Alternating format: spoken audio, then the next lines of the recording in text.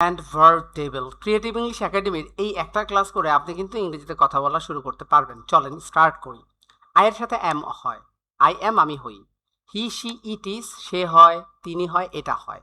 কিন্তু we are, you আর, দে আর আমরা হই, তোমরা হও, তারা হয়। যদি আমরা ওয়াজ বলি, আই ওয়াজ আমি ছিলাম, হি ওয়াজ সে ছিল, শি ওয়াজ তিনি ছিল, ইট ওয়াজ এটা ছিল। উই বললে, ইউ বললে বা দে বললে ওয়ার হবে। তাহলে উই ওয়ার আমরা ছিলাম, ইউ ওয়ার তোমরা ছিলে, দে ওয়ার তারা ছিল। এখন আমরা যদি ভবিষ্যতে বলতে চাই, আই উইল বি আমি হব, হি উইল বি সে হবে। এখন এদের পরে আমরা যদি জাস্ট নাউনগুলো ব্যবহার করি, আই এম আ টিচার আমি শিক্ষক, আমি স্টুডেন্ট আমি ছাত্র।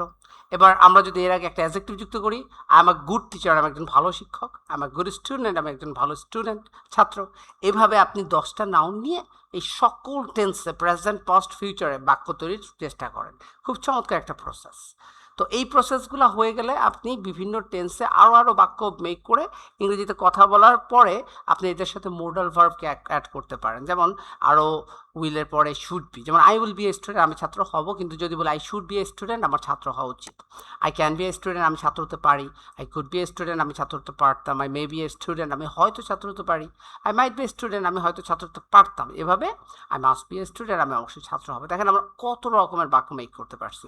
তো এইভাবে subject plus to be verb plus noun, subject plus modal verb plus to be verb plus noun, দুইটা স্ট্রাকচার আপনি আজকে এই প্রসেসে অসংখ্য বাক্য তৈরি করার প্র্যাকটিস করে ইংরেজিতে কথা বলা শুরু করেন। এরকম ক্লাসগুলো আমরা কি ধারাবাহিকভাবে কন্টিনিউ করবো কিনা জানাবেন।